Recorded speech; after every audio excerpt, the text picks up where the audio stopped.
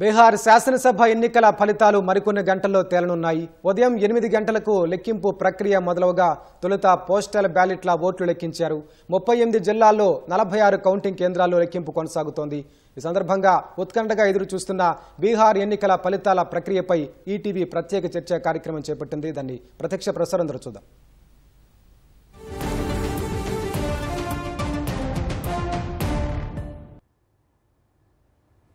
నమస్తే. బీహార్ ఎన్నికల ప్రక్రియ చివరి ఘట్టానికి వచ్చేసింది. ఎన్నికల ప్రక్రియ ఫలితాలు వెలువడుతున్నాయి.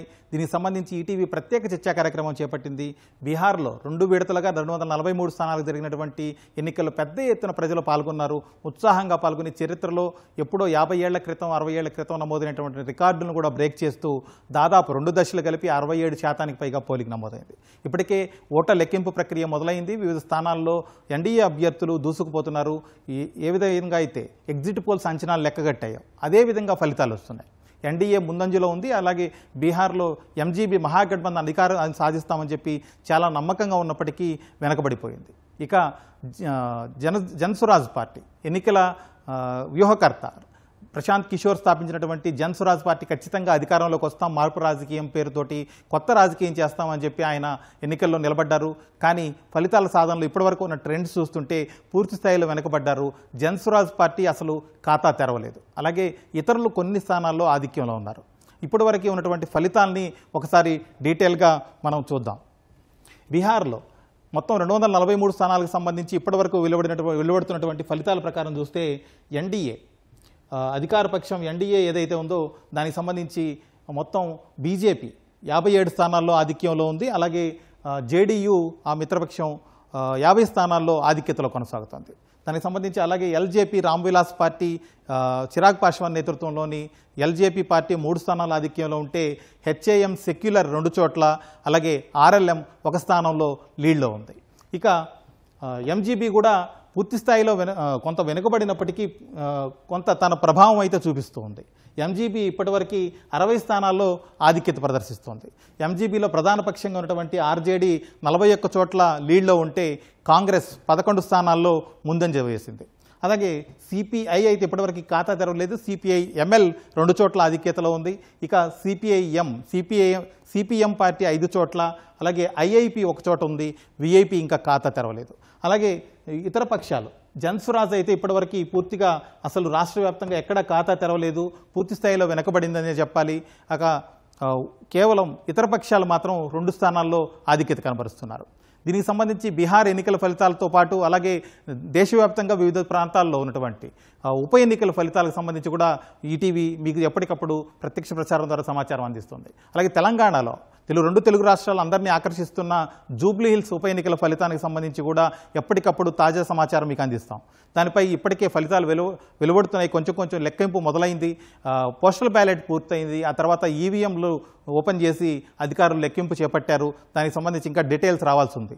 దానికంటే ముందు బీహార్లో అందరికీ ఉత్కంఠ కలిగిస్తున్న, దేశవ్యాప్తంగా ఆసక్తి కలిగిస్తున్న బీహార్ రాష్ట్రానికి సంబంధించి శాసనసభ ఎన్నికల ఫలితాలు పూర్తి స్థాయిలో ఇప్పుడిప్పుడే వెలువడుతున్నాయి. ట్రెండ్స్ అయితే మొదలయ్యాయి. దానికి సంబంధించి ప్రత్యేక చర్చా కార్యక్రమం చేపట్టాం. ఆ చర్చలోకి వెళ్తాం. మన చర్చలో పాల్గొంటున్నవారు పూల దేవేందర్ గారు, రాజకీయ విశ్లేషకులు సెస్లో, అలాగే తిరునహరి శేషు గారు, రాజకీయ విశ్లేషకులు, అంకం జయప్రకాష్ గారు, రాజకీయ విశ్లేషకులు. ముందుగా దేవేందర్ గారు, బీహార్ ఎన్నికల ఫలితాలు చూస్తున్నాం. ఇప్పటికే ఎగ్జిట్ పోల్స్ అయితే ఏవైతే చెప్పాయో ఇప్పుడు వస్తున్న ట్రెండ్స్ చూస్తుంటే అదే ఫలితాలను కనిపిస్తున్నట్టున్నాయి. మీకేమనిపిస్తుంది? ఈ ట్రెండ్స్ ప్రకారం ఏం జరగబోతుంది అనిపిస్తుంది ఇవాళ? ముందుగా అందరికీ నమస్కారం అండి. అవునండి, మనకు ప్రస్తుతం లీడ్ని బట్టి చూస్తుంటే ఏమో ఎగ్జిట్ పోల్స్కి తగిన విధంగానే రిజల్ట్స్ వస్తున్నాయి అని అనిపిస్తుంది. కానీ మొదటగా మన కౌంటింగ్ అన్నది పోస్టల్ బ్యాలెట్ ఓటింగ్తో స్టార్ట్ అయి ఉంటుంది. సో మనకు జనరల్గా పోస్టల్ బ్యాలెట్ ఇవి అర్బన్ పాపులేషన్ అలాగే ఎంప్లాయిడ్ ఉంటారు కాబట్టి కొంతవరకు మనకు గవర్నమెంట్కి అనుకూలంగా రావడానికి, ముఖ్యంగా బీజేపీకి అనుకూలంగా ఉంటారు కాబట్టి అది కొంచెం ఉండొచ్చని నేను అనుకుంటున్నాను. ఓవరాల్గా చూసుకున్నప్పుడు ఇంత డిఫరెన్స్ ఉండకపోవచ్చు. ఇప్పుడు ఆల్రెడీ మనకు 100+ చూపిస్తుంది ఎన్డీఏకి, అలాగే మహాగఠబంధన్కి 50+ చూపిస్తుంది. సో ఇంత డిఫరెన్స్ ఉండకపోవచ్చు. ఈ డిఫరెన్స్ అన్నది పోను తగ్గచ్చని నేను ఒకటి అనుకుంటున్నాను. దాంతోపాటు మీరు ఇందాక అన్నారు, చరిత్రలో ఎప్పుడూ లేనంత పెద్ద ఓటింగ్ శాతం వచ్చింది అని. అదైతే నిజం కాకపోవచ్చు అన్నది నా అభిప్రాయం. ఎందుకు అంటే మనకి ఎస్ఐఆర్ తర్వాత దాదాపు 65 లక్షల ఓట్లని మనకు ఓటింగ్ రోల్స్ నుంచి తీసేయడం జరిగింది. సో దానివల్ల ఏమై ఉంటుంది అంటే టోటల్ ఓట్స్ అన్నవి తగ్గిపోయి ఉంటాయి. టోటల్ ఓట్స్ మనకి ఎప్పుడైతే తగ్గిపోతాయో ఓటింగ్ పర్సంటేజ్ ఆటోమేటిక్ గా పెరుగుతుంది. అది ఒకటి. రెండో విషయం, ఇప్పుడు ఈ ఓటింగ్ పర్సంటేజ్ ఏదైతే కొద్దిగా పెరిగి ఉంటుందో, చెప్పినంత కాదు కానీ కొంచెం వరకు ఖచ్చితంగా పెరిగి ఉంటుంది. ఆ కొద్ది వరకు పెరుగుదల అన్నది ముఖ్యంగా ఉమెన్ ఓటర్స్ వల్ల వచ్చి ఉంటుంది. మనకు రిజల్ట్స్ చూసుకున్నప్పుడు కూడా, ఐ మీన్ ఓటింగ్ పర్సంటేజ్ చూసుకున్నప్పుడు కూడా హైయెస్ట్ ఓటింగ్ పర్సంటేజ్ వచ్చిన డిస్ట్రిక్ట్స్ అన్ని మనకు సీమాంచల్లో ఉన్నాయి. నిజానికి సీమాంచల్లో మనకు కాంగ్రెస్ కి అలాగే ఆర్జేడీకి కొంతవరకు గట్టి పట్టుంది. కానీ అక్కడ ఉమెన్ ఓటర్స్ శాతం పెరగడం వల్ల ఓవరాల్ ఓటింగ్ పర్సంటేజ్ కూడా పెరిగింది. అట్ ద సేమ్ టైం నేను ఇందాక చెప్పిన పాయింట్ ఏదైతే ఉందో, ఎస్ఐఆర్ లో హైయెస్ట్ ఓటర్స్ ఎక్కడైతే తగ్గించబడ్డారో అదే డిస్ట్రిక్ట్ లో హైయెస్ట్ ఓటింగ్ పర్సంటేజ్ రిజిస్టర్ అయింది. కిషన్ గంజ్ లో మనకు ఎస్ఐఆర్ లో హైయెస్ట్ ఓటర్స్ ని తీసేశారు, అక్కడే మనకు హైయెస్ట్ ఓటింగ్ పర్సంటేజ్ వచ్చింది. ఎందుకు అంటే ఈ నంబర్ కేవలం న్యూమరికల్ స్టాటిస్టికల్ థింగే తప్ప నిజంగా దీంట్లో ఓటింగ్ పర్సంటేజ్ ఏదో పెరిగిపోయింది అని మనం తీసుకోవాల్సిన అవసరం లేదు. బట్ ఇక్కడ ఈ కిషన్ గంజ్ లేదా సీమాంచల్ ఓవరాల్ గా మనం తీసుకున్నప్పుడు కూడా ఈ ఉమెన్ ఓటర్స్ ఎవరైతే పెరిగింటారో వాళ్ళు డెఫినెట్ గా, ముఖ్యంగా నితీష్ కుమార్ ఏదైతే తనకు కాస్ట్ పాలిటిక్స్ బీహార్ లో చాలా పెద్ద రోల్ ప్లే చేస్తున్నప్పుడు తనకంటూ ఒక క్లియర్ డొమైన్ ని క్రియేట్ చేసుకోవడానికి ఈ ఉమెన్ స్కీమ్స్ ని తీసుకొని వచ్చి ఉమెన్ ఓటర్స్ తనకు పెద్ద ఎత్తున మద్దతు ఇవ్వడానికి తను తీసుకొచ్చిన స్కీమ్స్ అన్నవి ఉమెన్ ఓటర్స్ ని డెఫినెట్ గా ఇన్ఫ్లుయెన్స్ చేశాయి. అలాగే బీహార్ లో ఇప్పుడు వస్తున్న రిజల్ట్ అన్నవి దానికి మోర్ అండ్ మోర్ స్ట్రెంగ్త్ ని యాడ్ చేశాయి. సో ఫ్యూచర్ లో కూడా మిగిలిన రాష్ట్రాల్లో కూడా ఉమెన్ ఓటర్స్ ని టార్గెట్ చేయడానికి ఇక్కడి నుంచి నాంది అని చెప్పుకోవచ్చు. సో మనకు వస్తున్న రిజల్ట్ లో కూడా ఎన్డీఏకి వస్తున్న ఈ పెద్ద నంబర్ కొద్ది వరకు ఉమెన్ కి ఆట్రిబ్యూట్ చేయడానికి చాలా ఆస్కారం ఉంది. అలాగే జయప్రకాష్ గారు, ఇప్పటి వరకు ఉన్నటువంటి ట్రెండ్ చూస్తే బీహార్లో ఏమనిపిస్తుంది మీకు? ఎగ్జిట్ పోల్స్ అంచనాలు నిజమవుతున్నాయి అనుకోవచ్చు. అలాగే దేవేంద్ర గారు చెప్పినట్టు ఎస్ఐఆర్ తర్వాత ఓట్లు పెద్ద ఎత్తున తొలగించడం వల్లే పోలింగ్ నమోదైనట్టుగా కనిపిస్తుంది తప్ప యాక్చువల్గా అయితే ఎంత ఓటింగ్ పర్సెంటేజ్ నమోదయ్యేదో దానికంటే కొంత పెరిగి ఉండొచ్చు. ఈ ఎస్ఐఆర్లో తొలగించిన ఓట్ల వల్లే మనకు టెక్నికల్గా అయితే ఎక్కువ చూపిస్తుంది, ఎక్కువ కనబడుతుంది అంటున్నారు. మీరేమంటారు? ఎస్ సార్, నమస్తే సార్. ముందుగా ఈటీవీ ప్రేక్షకులందరికీ శుభోదయం అండి. అయితే ఇప్పుడు బేసికల్గా ఏంటంటే ఇప్పుడు ఓటింగ్ శాతం పెరగడం అనేది, ఇప్పుడు దేవేంద్ర గారు చెప్పినట్టు గతంలో కూడా మనకు 2015లో కూడా ఓటింగ్ శాతం బాగానే జరిగింది. అయితే ఇక్కడ మెయిన్గా ఓటింగ్ శాతం పెరగడానికి దాదాపు 67.1 అంటే అది మామూలు విషయం కాదు. మహిళా ఓటర్లు ప్రధాన పాత్ర పోషించారు ఈ ఓటింగ్ పెరుగుదలలో. అదేవిధంగా 2015లో కూడా చూసుకునేటప్పుడు కూడా అప్పుడు కూడా మహిళా ఓటర్లే గణనీయంగా ఓటర్లు వేశారు. అదేవిధంగా అప్పుడు కూడా పెద్ద శాతం ఓటింగ్ నమోదైంది. అయితే ఈ 10 ఏళ్లలో చూసుకున్నట్టయితే దాదాపు ఓటర్ల నమోదు శాతం పెరిగింది. ఎందుకంటే దానికి ఈసీ చేసేటువంటి ప్రక్రియ కూడా, ఈసీ చేసేటువంటి వెనకాల చేసేటువంటి హోంవర్క్ కూడా చాలా ఉంది. ఫైనల్ లిస్ట్ ఏంటి మనకు ఈ సెప్టెంబర్ 2025 కల్లా మనకు బీహార్లో ఉన్నటువంటి బీహార్ ఈసీ ఫైనల్గా ఇచ్చినటువంటి ఓటర్ల లిస్ట్ ఏంటంటే 7.42 ఇచ్చింది. 42 crores ఓటర్లు ఇచ్చింది. అంటే ఇది ఒక రాష్ట్ర జనాభా లాగా ఇచ్చింది, చాలా పెద్ద ఓటర్లు ఇచ్చింది. ఆ తర్వాత అందులో ఒక 15 లక్షల ఓటర్లు తీసివేయడం కూడా జరిగింది తదుపరి కాలంలో. అంటే ఇదేంటి అంటే ఈ అతి తక్కువ కాలంలోనే ఓటర్ల యొక్క నమోదు శాతాన్ని బీహార్లో బాగా పెంచడం జరిగింది. తద్వారా ఈ తర్వాత కాలంలో జరిగినటువంటి తర్వాత ఈ ఓటింగ్ ప్రక్రియ మొదలైనప్పుడు పెద్ద మొత్తంలో కూడా ఆటోమేటిక్గా ఓటింగ్ నమోదైపోయింది. తద్వారా మనకు 67% పైగా ఓటర్లు ఓటింగ్ శాతం అనేది, పోలింగ్ శాతం అనేది నమోదైందని మనము చెప్పొచ్చు. ఇక్కడ ఏంటంటే ఈ 10 ఏళ్లలో చాలా మట్టుకు మనకు ఈ రాజకీయాల్లో వచ్చినటువంటి చాలా మార్పులు కూడా మనకు కనబడ్డాయి. మహాగఠబంధన్, ఆ తర్వాత ఎన్డీఏ, ఈ రెండు కూడా వరుసగా రావడము, ఆ తర్వాత ఈ గవర్నమెంట్ ఇప్పుడు ఉన్నటువంటి నితీష్ కుమార్ ప్రభుత్వం కూడా ఈ పెద్ద మొత్తంలో ఓటింగ్ నమోదు ప్రక్రియ నిర్వహించడము, ఇదన్నీ జరిగి చివరికి పెద్ద మొత్తంలో పోలింగ్ అయిందని మనకు విశ్లేషించవచ్చండి. శేషి గారు, అలాగే ఇప్పుడు ట్రెండ్స్ చూస్తుంటే ఏమనిపిస్తుంది? దేవేంద్ర గారు చెప్పినట్టు పోస్టల్ బ్యాలెట్ల వల్లే ఈ విధంగా ఎన్డీఏకి పూర్తి స్థాయిలో ఆధిక్యం కనబడుతుంది. కొద్దిగా సమయం గడిచే కొద్దీ లెక్కింపు ఇంకా పూర్తి స్థాయిలో ఇదిలోకి వచ్చే కొద్దీ ట్రెండ్స్ నెంబర్స్ కొంచెం మారొచ్చు అటు ఇటు అని చెప్పి అన్నారు. అంటే ఆధిక్యతలు పూర్తి స్థాయిలో మారకపోయినా నంబరింగ్ వరకు మారొచ్చు అన్నారు. మీకేమనిపిస్తుంది ఇప్పుడున్న ట్రెండ్స్ ప్రకారం చూస్తుంటే? ఇప్పుడు మనకి free pole surveys, exit poll surveys, ఇవాళ ఎగ్జాక్ట్ పోల్ సర్వేస్ రిలీజ్ అవుతున్నాయి. ఇది ప్రైమరీ రౌండ్సే, మొదటి రౌండ్ పూర్తయినట్టుగా కనపడుతుంది. ఒక గంట సమయం అయింది కదా ఇప్పటికి ఓట్ల లెక్కింపు ప్రారంభమై. ఇది మొదటి రౌండ్స్ కాబట్టి ఈ మొదటి రౌండ్ లో ట్రెండ్ మనకు కనపడుతుంది. ట్రెండ్ ఏం కనపడుతుంది అని అంటే, ఫ్రీ పోల్ సర్వేలో ఏ ట్రెండ్ ఇచ్చారో, ఎగ్జిట్ పోల్ సర్వేలో ఏ ట్రెండ్ ఇచ్చారో అదే ట్రెండ్ ఇవాళ బీహార్ ఫలితాల్లో మనకి స్పష్టంగా కనపడుతుంది. బహుశా ఇది చాలా డిఫరెన్స్ ఉంది. మహాగఠబంధన్ కి ఎన్డీఏకి ఆఫ్ డిఫరెన్స్ మనకి కనపడుతున్నటువంటి నేపథ్యం ఉంది. ఈ మొదటి రౌండ్ ఫలితాలు చూస్తే ఎన్డీఏ తన బెంచ్ మార్క్ ను అప్పుడే దాటేసింది. 122 శాసనసభ స్థానాలు గెలిచిన పార్టీ బీహార్ లో అధికారంలోకి వస్తుంది. ఇప్పుడు ఆ ట్రెండ్, ఆ ఫిగర్, మ్యాజిక్ ఫిగర్ దాటేసినట్టుగా మనకు కనపడుతుంది. బట్ ఇదే ట్రెండ్ చివరి వరకు కొనసాగుతుందంటే వేచి చూడాల్సినటువంటి సమయం ఉంది. అయితే మీరు 2020లో గనక మనం ఓటింగ్ ఫలితాలు గనక చూస్తే మహాగఠబంధన్ కి ఎన్డీఏకి నెక్ టు నెక్ పోటీ జరిగింది. మహాగఠబంధన్ 110 స్థానాల్లో గెలిస్తే ఎన్డీఏ కూటమి 125 శాసనసభ స్థానాలు గెలిచింది. అంటే కొద్దిపాటి లీడ్ తోటి ఎన్డీఏ అధికారంలోకి రాగలిగింది అప్పుడు. కానీ ఇప్పుడు ఆ పరిస్థితి కనపడటం లేదు. ఎందుకు అని అంటే, దీంట్లో కాంగ్రెస్ చాలా పూర్ అపియరెన్స్ కనపడుతుంది మనకి. కాంగ్రెస్ ఇక్కడ 54 శాసనసభ స్థానాల్లో పోటీ చేస్తే 11 స్థానాల్లో మాత్రమే లీడ్ తీసుకుంటున్నట్లుగా కనపడుతుంది. కాబట్టి కాంగ్రెస్ వెనకంజ అది మహాగఠబంధన్ కూటమికి దెబ్బ అవుతుంది. 2020లో కూడా కాంగ్రెస్ పార్టీ కేవలం 19 స్థానాలు గెలవటంతో ఒక 12 స్థానాలు వెనకబడి అధికారాన్ని కోల్పోయింది. తేజస్వి యాదవ్ ముఖ్యమంత్రి కాలేకపోయాడు. బట్ ఇప్పుడు ట్రెండ్ చూస్తుంటే గట్టి పోటీ జరిగినటువంటి 2020లో గట్టి పోటీ జరిగితే, బట్ ఇప్పుడు ఆ పరిస్థితి కనపడట్లేదు. కంఫర్టబుల్ మెజార్టీ తోటి ఎన్డీఏ అధికారంలోకి వస్తుంది అనేటటువంటి ఒక ట్రెండ్స్ అయితే ప్రైమరీగా కనపడుతున్నాయి. కానీ మహాగఠబంధన్ కూడా బీహార్లో గట్టి పోటీ ఇవ్వడానికి ప్రయత్నం చేసింది. కానీ తనకున్నటువంటి లిమిటేషన్స్, తనకున్నటువంటి లోపాలు, ఇవన్నిటితోటి బీజేపీ నేతృత్వంలోని ఎన్డీఏని గట్టిగా ఎదుర్కోలేకపోతుంది. ఈసారి మనం వేసినటువంటి అంచనా ఏంటంటే, బీహార్ ఎన్నికలు దేశ రాజకీయాలపైన ప్రభావితం చూపెడతాయి అని ఒక స్పష్టమైనటువంటి అభిప్రాయం, విశ్లేషణలు ఉన్న నేపథ్యంలో బీహార్ మళ్ళొకసారి ఎన్డీఏ గెలిస్తే ఎన్డీఏకి తిరుగుండదు అనేటటువంటి ఒక అభిప్రాయం వ్యక్తమవుతుంది. బహుశా ఒక మంచి అవకాశాన్ని మహాగఠబంధను లేకపోతే ఇండియా కూటమి అవకాశాన్ని ఉపయోగించుకోలేకపోయినట్లుగానే మనకు కనపడుతుంది. బట్ అది ప్రీ పోల్ సర్వేల దగ్గర నుంచి ఎగ్జిట్ పోల్ సర్వేల వరకు కూడా అదే ట్రెండ్ కొనసాగింది. వాళ్ళ ఎగ్జాక్ట్ పోల్లో కూడా అదే ట్రెండ్ కొనసాగుతుంది. ఇప్పుడు ఉన్నటువంటి ట్రెండ్స్ అయితే పెద్దగా మారవు. కాకపోతే కొంత మహాగఠబంధన్ కూటమికి దగ్గర 100 దాకా రావచ్చేమో. కానీ ఇంత ట్రెండ్ మారుతుందని నేనైతే అనుకోవటం లేదు.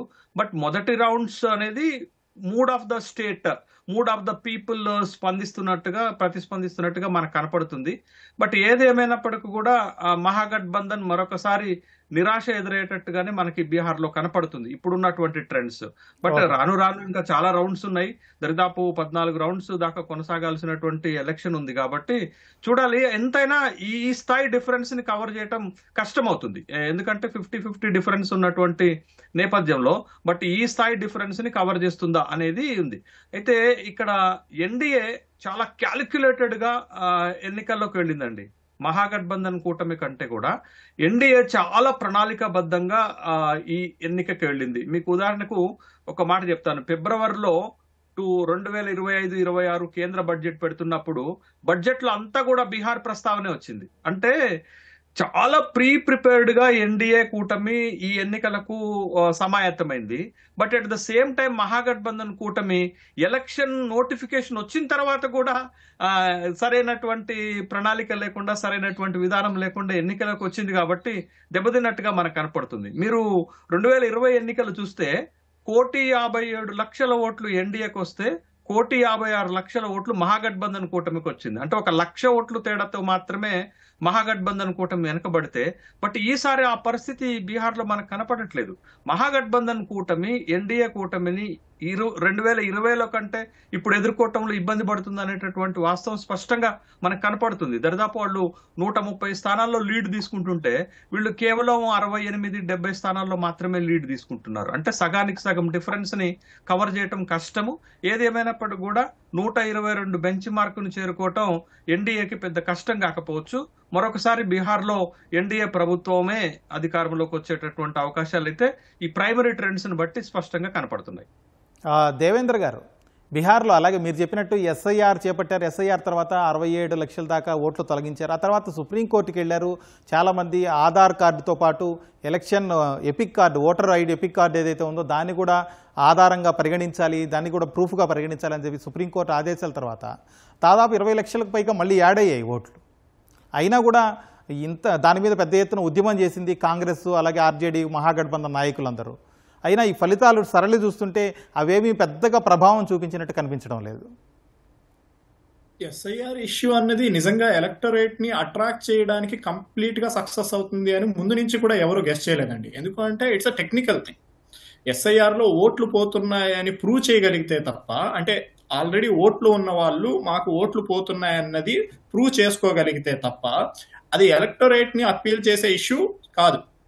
కానీ రాహుల్ గాంధీ డెఫినెట్ గా ఎస్ఐఆర్ ని, అలాగే ఓవరాల్ గా ఎలక్షన్ కమిషన్ ఆఫ్ ఇండియా ఈ ఎలక్టోరల్ రోల్స్ లో ఉన్న కొన్ని విషయాల్ని నేషనలైజ్డ్ ఇష్యూ చేయడంలో సక్సెస్ఫుల్ అయ్యారు. అందులో నిజం ఉందా లేదా అన్నది వదిలేస్తే, రీసెంట్ గా హర్యానాలో ఈ బ్రెజిలియన్ మోడల్ విషయం ఇవన్నీ కూడా ఓవరాల్ గా చూసినప్పుడు బీహార్ లాంటి ఒక కాస్ట్ రిజిడ్, అలాగే రూరల్ ఓట్ బ్యాంక్ చాలా హైగా ఉన్న ఒక స్టేట్ లో ఇటువంటి టెక్నికల్ ఇష్యూని ఎలక్టోరల్ గా మొబిలైజ్ చేసుకోవడానికి, క్యాపిటలైజ్ చేసుకోవడానికి ఉన్న స్కోప్ చాలా చాలా తక్కువ.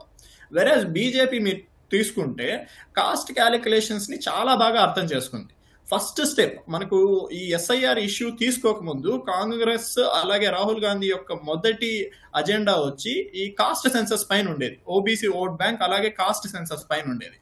ఎప్పుడైతే కాంగ్రెస్ దీన్ని క్యాపిటలైజ్ చేసుకోవడానికి ట్రై చేస్తుంది అని ఎన్డీఏ అలాగే ముఖ్యంగా మోడీ భావించారో, వెంటనే మేము కాస్ట్ క్యాలిక్యులేషన్ ని, కాస్ట్ సెన్సస్ ని తీసుకొని వస్తున్నామని ఎన్డీఏని అనౌన్స్ చేసింది. సో ఇక్కడ తిరిగి వీళ్ళు దాన్ని క్యాపిటలైజ్ చేసుకోవడానికి స్కోప్ చాలా తక్కువ మిగిలింది. అలాగే బీహార్ లో చాలా ఇన్ఫ్లుయెన్స్ ఉన్న, ఇన్ఫాక్ట్ ఈ కాస్ట్ పాలిటిక్స్ కి ఆద్యుడిగా చెప్పుకునే కర్పూరి ఠాకూర్ కి మోడీ గారు ఆయన గ్రామాన్ని విజిట్ చేయడం, అలాగే ఆయనకి భారత రత్న ప్రకటించడం, ఇవన్నీ ఇక్కడ మనకు ఈ ఈబీసీస్ కావచ్చు, ఎక్స్ట్రీమ్లీ బ్యాక్వర్డ్ క్లాసెస్ కావచ్చు, అలాగే ఓబీసీస్.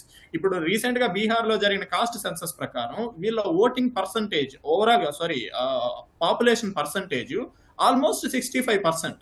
సో దీన్ని జాగ్రత్తగా అర్థం చేసుకొని ఈ ఈబీసీస్ ని, ఓబీసీస్ ని కరెక్ట్ గా టార్గెట్ చేయడంలో అటు జేడీయూ ఇలాగే బీజేపీ రెండూ కూడా సక్సెస్ఫుల్ టాక్టిక్ ని ప్లే చేసాయి. అలాగే నోటిఫికేషన్ రాగానే టికెట్స్ ని ముఖ్యంగా వీళ్ళని సాటిస్ఫై చేయడంతో పాటు ఈ రెబల్ క్యాండిడేట్స్ కూడా ఎన్డీఏలో కంపారిటివ్లీ తక్కువ ఉన్నారు. వెరాజ్ మనకు మహాగఠబంధన్ లో ఈ ఫ్రెండ్లీ కాంపిటీషన్ అని చివరి వరకు కూడా దాన్ని ఫైనలైజ్ చేసుకోలేకపోవడం. అండ్ మోర్ ఎవర్ ఎస్ఐఆర్ లో మనం గుర్తించాల్సిన విషయం ఎలక్టోరల్ పరంగా ఏంటి అంటే, మనకు ఎస్ఐఆర్ డిలీషన్స్ అని చూస్తే మీరు చెప్పిన ఈ 20 lakhs అడిషన్ తర్వాత కూడా డిలీషన్స్ లో హైయెస్ట్ ఉంది సీమాంచల్. ఫస్ట్ ప్లేస్ మనకు కిషన్ గంజ్ డిస్టిక్, ఆ తర్వాత కతియార్. సో ఈ రెండు డిస్టిక్స్ లో కూడా ముస్లిం పాపులేషన్ ఎక్కువ. ఇన్ఫాక్ట్ కిషన్ గంజ్ అన్నది బీహార్ లోనే హైయెస్ట్ ముస్లిం పాపులేషన్ ఉన్న district, 67% majority. Kishanganj district లో మనకు ముస్లిమ్స్ మెజారిటీ ఉన్నారు. అటువంటి డిస్టిక్స్ లో హైయెస్ట్ నెంబర్ ఆఫ్ డిలీషన్స్ జరగడం, కతియార్ అక్కడ కూడా ముస్లిం పాపులేషన్, ఓవరాల్ గా సీమాంచల్ మొత్తం చూసుకుంటే ఈ ఎస్ఐఆర్ లో ఓటర్స్ లిస్ట్ లో చాలా తగ్గిన రీజన్ ఇది. ఇక్కడ ముస్లిం పాపులేషన్ ఎక్కువ. ఇన్ఫాక్ట్ 2020 ఎలక్షన్స్ లో మనకు ఎంఐఎం పార్టీ కొద్ది వరకు ప్రభావితం చూపించిన రీజన్ అది. సో ఇది ఆబ్వియస్లీ ఎన్డీఏకే బెనిఫిట్ చేస్తుంది. దాంతోపాటు ఇందాక నేను చెప్పినట్లు ఈ ఓబీసీ నమోదైపోయింది. తద్వారా మనకు 67% పైగా ఓటింగ్ శాతం అనేది, పోలింగ్ శాతం అనేది నమోదైందని మనము చెప్పొచ్చు. ఇక్కడ ఏంటంటే ఈ 10 ఏళ్లలో చాలా మట్టుకు మనకు ఈ రాజకీయాల్లో వచ్చినటువంటి చాలా మార్పులు కూడా మనకు కనబడ్డాయి. మహాగఠబంధన్, ఆ తర్వాత ఎన్డీఏ, ఈ రెండు కూడా వరుసగా రావడము, ఆ తర్వాత ఈ గవర్నమెంట్ ఇప్పుడు ఉన్నటువంటి నితీష్ కుమార్ ప్రభుత్వం కూడా ఈ పెద్ద మొత్తంలో ఓటింగ్ నమోదు ప్రక్రియ నిర్వహించడము, ఇదన్నీ జరిగి చివరికి పెద్ద మొత్తంలో పోలింగ్ అయిందని మనకు విశ్లేషించవచ్చండి. శేషి గారు, అలాగే ఇప్పుడు ట్రెండ్స్ చూస్తుంటే ఏమనిపిస్తుంది? దేవేంద్ర గారు చెప్పినట్టు పోస్టల్ బ్యాలెట్ల వల్లే ఈ విధంగా ఎన్డీఏకి పూర్తి స్థాయిలో ఆధిక్యం కనబడుతుంది. కొద్దిగా గడిచే కొద్దీ, సమయం గడిచే కొద్దీ, లెక్కింపు ఇంకా పూర్తి స్థాయిలో ఇదిలోకి వచ్చే కొద్దీ ట్రెండ్స్ నెంబర్స్ కొంచెం మారొచ్చు అటు ఇటు అని చెప్పి అన్నారు. అంటే ఆధిక్యతలు పూర్తి స్థాయిలో మారకపోయినా నెంబరింగ్ వరకు మారొచ్చు అన్నారు. మీకేమనిపిస్తుంది ఇప్పుడున్న ట్రెండ్స్ ప్రకారం చూస్తుంటే? ఇప్పుడు మనకి free pole surveys, exit poll surveys, ఇవాళ ఎగ్జాక్ట్ పోల్ సర్వేస్ రిలీజ్ అవుతున్నాయి.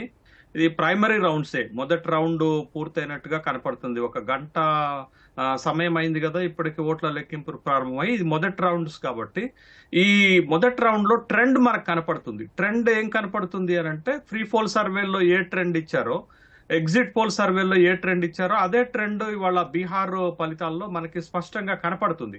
బహుశా ఇది చాలా డిఫరెన్స్ ఉంది. మహాగఠబంధన్ కి ఎన్డీఏకి ఆఫ్ డిఫరెన్స్ మనకి కనపడుతున్నటువంటి నేపథ్యం ఉంది. ఈ మొదటి రౌండ్ ఫలితాలు చూస్తే ఎన్డీఏ తన బెంచ్ మార్క్ ను అప్పుడే దాటేసింది. 122 శాసనసభ స్థానాలు గెలిచిన పార్టీ బీహార్ లో అధికారంలోకి వస్తుంది. ఇప్పుడు ఆ ట్రెండ్, ఆ ఫిగర్, మ్యాజిక్ ఫిగర్ దాటేసినట్టుగా మనకు కనపడుతుంది.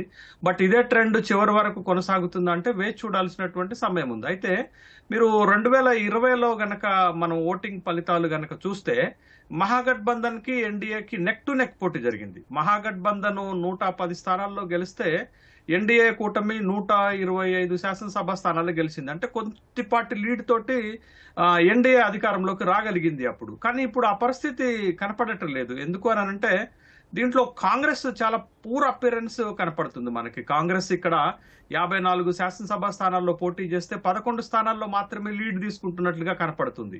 కాబట్టి కాంగ్రెస్ వెనకంజ అది మహాగఠబంధన్ కూటమికి దెబ్బ అవుతుంది.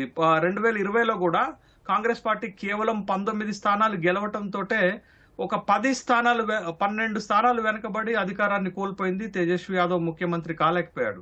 బట్ ఇప్పుడు ట్రెండ్ చూస్తుంటే, గట్టి పోటీ జరిగినటువంటి 2020లో గట్టి పోటీ జరిగితే, బట్ ఇప్పుడు ఆ పరిస్థితి కనపడట్లేదు. కంఫర్టబుల్ మెజార్టీ తోటి ఎన్డీఏ అధికారంలోకి వస్తుంది అనేటటువంటి ఒక ట్రెండ్స్ అయితే ప్రైమరీగా కనపడుతున్నాయి.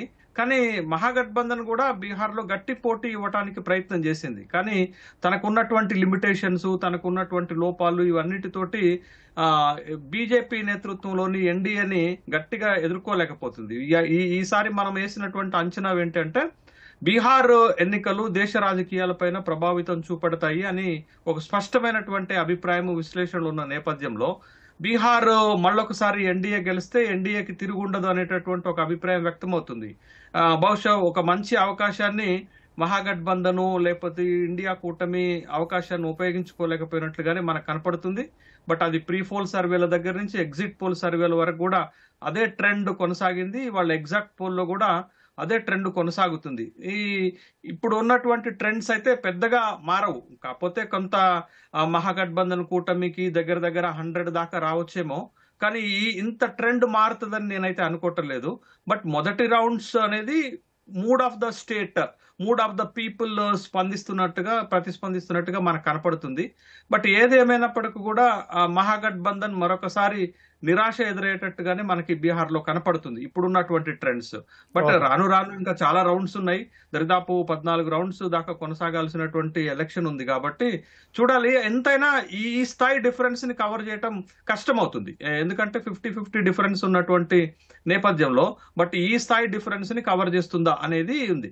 అయితే ఇక్కడ ఎన్డీఏ చాలా క్యాలిక్యులేటెడ్ గా ఎన్నికల్లోకి వెళ్ళిందండి. మహాగఠబంధన్ కూటమి కంటే కూడా ఎన్డీఏ చాలా ప్రణాళికాబద్ధంగా ఈ ఎన్నికకి వెళ్ళింది. మీకు ఉదాహరణకు ఒక మాట చెప్తాను. ఫిబ్రవరిలో 2025-26 కేంద్ర బడ్జెట్ పెడుతున్నప్పుడు బడ్జెట్లో అంతా కూడా బీహార్ ప్రస్తావనే వచ్చింది. అంటే చాలా ప్రిపేర్డ్ గా ఎన్డీఏ కూటమి ఈ ఎన్నికలకు సమాయత్తమైంది. But at the same time Mahagathbandhan కూటమి ఎలక్షన్ నోటిఫికేషన్ వచ్చిన తర్వాత కూడా సరైనటువంటి ప్రణాళిక లేకుండా, సరైనటువంటి విధానం లేకుండా ఎన్నికలకు వచ్చింది. కాబట్టి దెబ్బతిన్నట్టుగా మనకు కనపడుతుంది. మీరు 2020 ఎన్నికలు చూస్తే 1,57,00,000 ఓట్లు ఎన్డీఏకి వస్తే 1,56,00,000 ఓట్లు మహాగఠబంధన్ కూటమికి వచ్చింది. అంటే 1,00,000 ఓట్లు తేడాతో మాత్రమే మహాగఠబంధన్ కూటమి వెనకబడితే. బట్ ఈసారి ఆ పరిస్థితి బీహార్ లో మనకు కనపడట్లేదు. మహాగఠబంధన్ కూటమి ఎన్డీఏ కూటమిని 2020లో కంటే ఇప్పుడు ఎదుర్కోవటంలో ఇబ్బంది పడుతుంది అనేటటువంటి వాస్తవం స్పష్టంగా మనకు కనపడుతుంది. దరిదాపు వాళ్ళు 130 స్థానాల్లో లీడ్ తీసుకుంటుంటే వీళ్ళు కేవలం 68-70 స్థానాల్లో మాత్రమే లీడ్ తీసుకుంటున్నారు. అంటే సగానికి సగం డిఫరెన్స్ ని కవర్ చేయటం కష్టము. ఏదేమైనప్పటికీ కూడా 122 బెంచ్ మార్కును చేరుకోవటం ఎన్డీఏకి పెద్ద కష్టం కాకపోవచ్చు. మరొకసారి బీహార్లో ఎన్డీఏ ప్రభుత్వమే అధికారంలోకి వచ్చేటటువంటి అవకాశాలు అయితే ఈ ప్రైమరీ ట్రెండ్స్ని బట్టి స్పష్టంగా కనపడుతున్నాయి. దేవేంద్ర గారు, బీహార్లో అలాగే మీరు చెప్పినట్టు ఎస్ఐఆర్ చేపట్టారు. ఎస్ఐఆర్ తర్వాత 67 లక్షల దాకా ఓట్లు తొలగించారు. ఆ తర్వాత సుప్రీంకోర్టుకి వెళ్ళారు. చాలామంది ఆధార్ కార్డుతో పాటు election epic card, voter ID epic card ఏదైతే ఉందో దాన్ని కూడా ఆధారంగా పరిగణించాలి, దాన్ని కూడా ప్రూఫ్గా పరిగణించాలని చెప్పి సుప్రీంకోర్టు ఆదేశాల తర్వాత దాదాపు 20 లక్షలకు పైగా మళ్ళీ యాడ్ అయ్యాయి ఓట్లు. అయినా కూడా దాని మీద పెద్ద ఎత్తున ఉద్యమం చేసింది కాంగ్రెస్, అలాగే ఆర్జేడీ, మహాగఠబంధన్ నాయకులందరూ. అయినా ఈ ఫలితాలు సరళి చూస్తుంటే అవేమీ పెద్దగా ప్రభావం చూపించినట్టు కనిపించడం లేదు. ఎస్ఐఆర్ ఇష్యూ అన్నది నిజంగా ఎలక్టరేట్ ని అట్రాక్ట్ చేయడానికి కంప్లీట్ గా సక్సెస్ అవుతుంది అని ముందు నుంచి కూడా ఎవరు గెస్ చేయలేదండి. ఎందుకంటే it's a technical thing. SIR లో ఓట్లు పోతున్నాయని ప్రూవ్ చేయగలిగితే తప్ప, అంటే ఆల్రెడీ ఓట్లు ఉన్న వాళ్ళు మాకు ఓట్లు పోతున్నాయన్నది ప్రూవ్ చేసుకోగలిగితే తప్ప అది ఎలక్టరేట్ ని అప్పీల్ చేసే ఇష్యూ కాదు. కానీ రాహుల్ గాంధీ డెఫినెట్ గా ఎస్ఐఆర్ ని, అలాగే ఓవరాల్ గా ఎలక్షన్ కమిషన్ ఆఫ్ ఇండియా ఈ ఎలక్టోరల్ రోల్స్ లో ఉన్న కొన్ని విషయాల్ని నేషనలైజ్డ్ ఇష్యూ చేయడంలో సక్సెస్ఫుల్ అయ్యారు. అందులో నిజం ఉందా లేదా అన్నది వదిలేస్తే, రీసెంట్ గా హర్యానాలో ఈ బ్రెజిలియన్ మోడల్ విషయం ఇవన్నీ కూడా ఓవరాల్ గా చూసినప్పుడు బీహార్ లాంటి ఒక కాస్ట్ రిజిడ్, అలాగే రూరల్ ఓట్ బ్యాంక్ చాలా హైగా ఉన్న ఒక స్టేట్ లో ఇటువంటి టెక్నికల్ ఇష్యూని ఎలక్టోరల్ గా మొబిలైజ్ చేసుకోవడానికి, క్యాపిటలైజ్ చేసుకోవడానికి ఉన్న స్కోప్ చాలా చాలా తక్కువ. వెరాజ్ బీజేపీ మీరు తీసుకుంటే కాస్ట్ క్యాలిక్యులేషన్స్ ని చాలా బాగా అర్థం చేసుకుంది. ఫస్ట్ స్టెప్ మనకు ఈ ఎస్ఐఆర్ ఇష్యూ తీసుకోకముందు కాంగ్రెస్ అలాగే రాహుల్ గాంధీ యొక్క మొదటి అజెండా వచ్చి ఈ కాస్ట్ సెన్సస్ పైన ఉండేది. ఓబీసీ ఓట్ బ్యాంక్ అలాగే కాస్ట్ సెన్సస్ పైన ఉండేది. ఎప్పుడైతే కాంగ్రెస్ దీన్ని క్యాపిటలైజ్ చేసుకోవడానికి ట్రై చేస్తుంది అని ఎన్డీఏ అలాగే ముఖ్యంగా మోడీ భావించారో, వెంటనే మేము కాస్ట్ క్యాలిక్యులేషన్ ని, కాస్ట్ సెన్సస్ ని తీసుకొని వస్తున్నామని ఎన్డీఏనే అనౌన్స్ చేసింది. సో ఇక్కడ తిరిగి వీళ్ళు దాన్ని క్యాపిటలైజ్ చేసుకోవడానికి స్కోప్ చాలా తక్కువ మిగిలింది. అలాగే బీహార్లో చాలా ఇన్ఫ్లుయెన్స్ ఉన్న, ఇన్ఫాక్ట్ ఈ కాస్ట్ పాలిటిక్స్ కి ఆద్యుడిగా చెప్పుకునే కర్పూరి ఠాకూర్ కి మోడీ గారు ఆయన గ్రామాన్ని విజిట్ చేయడం, అలాగే ఆయనకి భారత రత్న ప్రకటించడం, ఇవన్నీ ఇక్కడ మనకు ఈ ఈబీసీస్ కావచ్చు, ఎక్స్ట్రీమ్లీ బ్యాక్వర్డ్ క్లాసెస్ కావచ్చు, అలాగే ఓబీసీస్. ఇప్పుడు రీసెంట్ గా బీహార్ లో జరిగిన కాస్ట్ సెన్సస్ ప్రకారం వీళ్ళ ఓటింగ్ పర్సంటేజ్ ఓవరాల్ గా పాపులేషన్ పర్సంటేజ్ ఆల్మోస్ట్ 65%. సో దీన్ని జాగ్రత్తగా అర్థం చేసుకొని ఈ ఈబీసీస్ ని, ఓబీసీస్ ని కరెక్ట్ గా టార్గెట్ చేయడంలో అటు జేడీయూ ఇలాగే బీజేపీ రెండు కూడా సక్సెస్ఫుల్ టాక్టిక్ ని ప్లే చేసాయి. అలాగే నోటిఫికేషన్ రాగానే టికెట్స్ ని ముఖ్యంగా వీళ్ళని సాటిస్ఫై చేయడంతో పాటు ఈ రెబల్ క్యాండిడేట్స్ కూడా ఎన్డీఏలో కంపారిటివ్లీ తక్కువ ఉన్నారు. వెరాజ్ మనకు మహాగఠబంధన్ లో ఈ ఫ్రెండ్లీ కాంపిటీషన్ అని చివరి వరకు కూడా దాన్ని ఫైనలైజ్ చేసుకోలేకపోవడం. అండ్ మోర్ ఎవర్ ఎస్ఐఆర్ లో మనం గుర్తించాల్సిన విషయం ఎలక్టోరల్ పరంగా ఏంటి అంటే, మనకు ఎస్ఐఆర్ డిలీషన్స్ అని చూస్తే మీరు చెప్పిన ఈ 20 lakhs అడిషన్ తర్వాత కూడా డిలీషన్స్ లో హైయెస్ట్ ఉంది సీమాంచల్. ఫస్ట్ ప్లేస్ మనకు కిషన్ గంజ్ డిస్టిక్, ఆ తర్వాత కతియార్. సో ఈ రెండు డిస్టిక్స్ లో కూడా ముస్లిం పాపులేషన్ ఎక్కువ. ఇన్ఫాక్ట్ కిషన్ గంజ్ అన్నది బీహార్ లోనే హైయెస్ట్ ముస్లిం పాపులేషన్ ఉన్న district, 67% majority. Kishanganj district లో మనకు ముస్లిమ్స్ మెజారిటీ ఉన్నారు. అటువంటి డిస్టిక్స్ లో హైయెస్ట్ నెంబర్ ఆఫ్ డిలీషన్స్ జరగడం, కతియార్ అక్కడ కూడా ముస్లిం పాపులేషన్, ఓవరాల్ గా సీమాంచల్ మొత్తం చూసుకుంటే ఈ ఎస్ఐఆర్ లో ఓటర్స్ లిస్ట్ లో చాలా తగ్గిన రీజన్ ఇది. ఇక్కడ ముస్లిం పాపులేషన్ ఎక్కువ. ఇన్ఫాక్ట్ 2020 ఎలక్షన్స్ లో మనకు ఎంఐఎం పార్టీ కొద్ది వరకు ప్రభావితం చూపించిన రీజన్ అది. సో ఇది ఆబ్వియస్లీ ఎన్డీఏకే బెనిఫిట్ చేస్తుంది. దాంతోపాటు ఇందాక నేను చెప్పినట్లు ఈ ఓబీసీ కార్డ్ ని, ఈబీసీ కార్డ్ ని ప్లే చేయడంలో చాలా సక్సెస్ఫుల్. అలాగే ఈ ముస్లిం యాదవ్ అలయన్స్ ని లాలూ ప్రసాద్ యాదవ్ ఎప్పుడైతే స్టార్ట్ చేశారో ఆ టాక్టిక్స్ అన్నది రాను రాను తగ్గుతోంది. కేవలం యాదవ్ ఓట్ బ్యాంక్ పైన ప్లాంక్ చేసుకొని ఎంత దూరం వీళ్ళు ట్రావెల్ చేయగలరు అన్న క్వశ్చన్ కూడా ఇప్పుడు వేసుకుంటే బాగుంటుంది ఆర్జేడీ. దాంతో పాటు ఈ ఛట్ పూజని యూజ్ చేసుకోవడంలో కానీ, ఈ రీసెంట్ గా వచ్చిన ఫెస్టివల్ టైంలో మోడీ గారి యొక్క టాక్టిక్స్ మరొకసారి అద్భుతంగా పనిచేశాయి. ముఖ్యంగా ఛట్ పూజని నేషనలైజ్ చేసినంతగా ఆల్మోస్ట్ బీజేపీ పవర్ లో ఉన్న ప్రతి సీఎం కూడా ఛట్ పూజని పర్ఫామ్ చేసి దాన్ని గ్లామరైజ్ చేయడానికి ట్రై చేశారు. అలాగే మోడీ గారు కానీ. సో ఐడెంటిటీ పాలిటిక్స్ కి బీహార్ ఎప్పటి నుంచినో పెట్టింది పేరు. దాన్ని కరెక్ట్ గా అర్థం చేసుకుని BJP, NDA, JDU correct calculations తో స్ట్రాటజీకి వెళ్ళాయి. అఫ్ కోర్స్ మనకు అపోజిషన్ కి కొన్ని నెగిటివ్స్, కొన్ని డిసడ్వాంటేజెస్ ఎప్పుడూ ఉంటాయి. సో మరొక్కసారి ఈ సమైక్యంగా అంటే అపోజిషన్ ని మొత్తాన్ని ఒక తాటిపైకి తీసుకొని వచ్చి వెళ్ళి మనం ఫైట్ చేస్తే ఆ రిజల్ట్ డిఫరెంట్ గా ఉంటాయి అన్న క్యాలిక్యులేషన్ కాంగ్రెస్ హర్యానా రిజల్ట్స్ తోనే అర్థం చేసుకోవాల్సింది. కానీ దాన్ని ఇంకా పూర్తిగా కాంగ్రెస్ అర్థం చేసుకోలేదు అన్నది మనకు క్లియర్ గా అర్థమవుతుంది మనకి ఇక్కడ. బీహార్ ఎన్నికల ఫలితాలపై ప్రత్యేక చర్చా కార్యక్రమానికి తిరిగి స్వాగతం. ఎన్నికల ఫలితాలు వెలువడుతున్నాయి బీహార్కు సంబంధించి. ఇప్పటికీ కౌంటింగ్ కొనసాగుతోంది. మొదటి నుంచి ట్రెండ్స్ ఏ విధంగా అయితే ఉన్నాయో ఇప్పుడు కూడా అదే విధంగా కొనసాగుతున్నాయి. ఎన్డీఏ పూర్తి స్థాయిలో ఆధిక్యత కనబరుస్తుంది. ఎగ్జిట్ పోల్స్ అంచనాలను నిజం చేస్తూ ఎన్డీఏ పూర్తి స్థాయిలో దూసుకుపోతుంది. అలాగే ఎంజీబీ కూడా కొంత వెనకబడిందని చెప్పొచ్చు. అది యాక్చువల్గా ఎగ్జిట్ పోల్స్లో చెప్పినంత కూడా వస్తాయా లేకపోతే పూర్తి స్థాయిలో వెనకబడుతుందా అని తెలియాలంటే ఇంకొంత సమయం గడవాల్సి ఉంది. అలాగే గట్టి ప్రభావం చూపిస్తుంది అని చెప్పి మొదటి నుంచి పెద్ద ఎత్తున ప్రచారం జరిగినప్పటికీ ఎగ్జిట్ పోల్స్ వచ్చిన తర్వాత జన్స్వరాజ్ పార్టీ పూర్తి స్థాయిలో వెనకబడింది. దానికి పెద్ద ప్రభావం లేదు. ఓట్ల వరకు కొంతవరకు రావచ్చు కానీ సీట్ల పరంగా జన్స్వరాజ్ ప్రభావం ఉండకపోవచ్చు అనేది ఎగ్జిట్ పోల్స్తో తేలిపోయింది. ఇప్పుడు ఫలితాలు సరళి చూస్తుంటే కూడా అదే కనిపిస్తుంది. అదేవిధంగా ఇతర పార్టీలు, చిన్న చితక పార్టీలు, ఇండిపెండెంట్లు వీళ్ళు చాలా స్వల్ప స్థాయిలో సీట్లని గెలుచుకునే అవకాశాలు కనబడుతున్నాయి. అలాగే బీహార్లో ఇప్పటి వరకు ఫలితాల సరళి ఎలా ఉంది, ఏ పార్టీ ఏ కూటమి ముందుంది, ఏ పార్టీ వెనకబడింది అనేది ఒకసారి పూర్తి స్థాయిలో ఫలితాలు మనం చూద్దాం. ఈటీవీ బిగ్ స్క్రీన్ మీద చూడండి ఒకసారి. ఎన్డీఏ బీహార్లో మొత్తం 243 సీట్లు ఉన్నాయి. అందులో ఎన్డీఏ 135 స్థానాల్లో ఆధిక్యతలో కొనసాగుతుంది.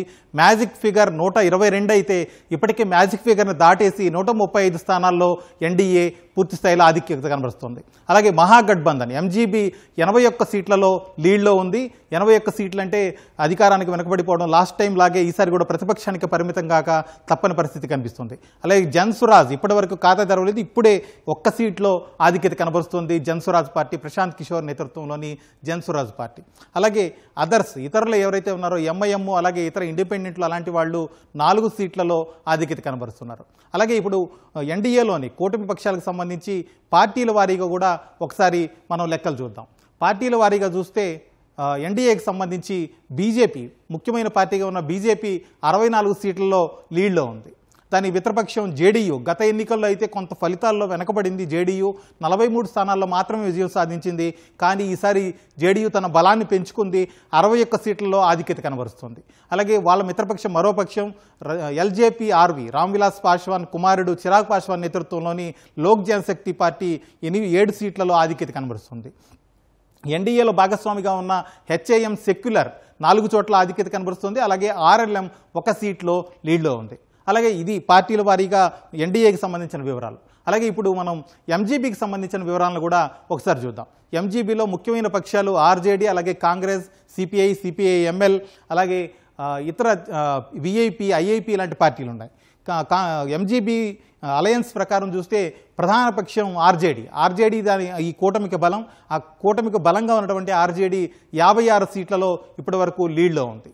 దాని తర్వాత పక్షంగా ఉన్న కాంగ్రెస్ 16 సీట్లకే పరిమితమైంది. ఇప్పటివరకు ఉన్న ట్రెండ్స్ని చూస్తే వాళ్ళు గత ఎన్నికల్లో కూడా 19 స్థానాల్లోనే విజయం సాధించారు కాంగ్రెస్ పార్టీ. అయినా మాకు ఎక్కువ సీట్లు కావాలి, మేము బలం పెంచుకున్నాం, పెద్ద ఎత్తున ఈ 5 ఏళ్లలో మేము చేసిన ఉద్యమాల ద్వారా ఎస్ఐఆర్ మీద అలాగే ఓట్ల చోరీ మీద చేసినటువంటి ఉద్యమాల వల్ల కాంగ్రెస్ బలం పెరిగిందంటూ పెద్ద ఎత్తున దాదాపు 61 సీట్లలో పోటీ చేశారు. కానీ 16 చోట్ల మాత్రమే లీడ్లో ఉన్నారు. అలాగే సిపిఐ 1 చోట, సిపిఐ-ఎంఎల్ 2 చోట్ల ఉంది, సిపిఎం 7 చోట్ల, ఐఐపి 1 స్థానంలో లీడ్లో ఉన్నాయి. విఐపి మాత్రం ఇప్పటివరకు ఖాతా తెరవలేదు. అలాగే బీహార్కి సంబంధించి ఫలితాల సరళి ఇప్పటివరకు మనం లెక్కలు పార్టీల వారీగా చూసాం. దానికి సంబంధించి ఎలా ఉంది ఏంటి అనేది చర్చా కార్యక్రమంలోకి వెళ్దాం మరోసారి. అలాగే జయప్రకాష్ గారు, మొదటి నుంచి ట్రెండ్స్ ఏవైతే మొదలయ్యాయో ఉదయం 8 గంటలకు ఎన్నికల ఫలితాల ఓట్ల లెక్కింపు మొదలైన తర్వాత ట్రెండ్స్ ఏ మొదలయ్యాయో బీహార్లో ఇప్పటికీ అదే కొనసాగుతుంది. మరింత వేగంగా ఎన్డీఏ విజయం వైపు పయనిస్తుంది. ఇప్పటికే మ్యాజిక్ మార్కును దాటేసింది. ఇది స్టార్టింగ్ అయినప్పటికీ సరళి మాత్రం అదే కొనసాగుతుంది. మొదటి నుంచి ఒకటే ఊపులో ఉంది ఎన్డీఏ. ఎంజీబీ పూర్తి స్థాయిలో వెనకబడిందని చెప్పొచ్చు. మీకేమనిపిస్తుంది ఈ సరళి చూస్తుంటే? ఎన్డీఏ ఎగ్జిట్ పోల్స్ అంచనాల ప్రకారం 160, 165 వరకు వెళ్ళే అవకాశం ఉందా, లేకపోతే 140, 150 దగ్గర ఆగిపోయే పరిస్థితులు కనిపిస్తున్నాయా? ఏమనిపిస్తుంది మీకు? సార్, ప్రస్తుత ట్రెండ్ని చూసినట్టయితే దాదాపు ఇప్పుడు మనకు ఎన్డీఏ అలయన్స్ ఏదైతే ఉంటుందో వాళ్ళు దాదాపు 150 వరకు అయితే క్లియర్గా ఆ మార్క్ దాటేటట్టు ఉన్నారు. ఎందుకంటే మ్యాజిక్ ఫిగర్ని ఆల్రెడీ దాటేశారు. ఇప్పుడు ప్రజెంట్ వాళ్ళు 138, 140 సీట్లలో వాళ్ళు ఆధిక్యంలో ఉన్నారు. సో ఎగ్జిట్ పోల్స్ ఏవైతే చెప్పాయో ఎగ్జిట్ పోల్స్ కొన్ని 120, 130 వరకు చెప్పాయి. కానీ ఓవరాల్గా అన్ని ఎగ్జిట్ పోల్స్ను కనుక సగటును తీసుకున్నట్టయితే వాళ్ళు 148 సీట్లు ఖచ్చితంగా ఎన్డీఏకి వస్తాయని చెప్పారు.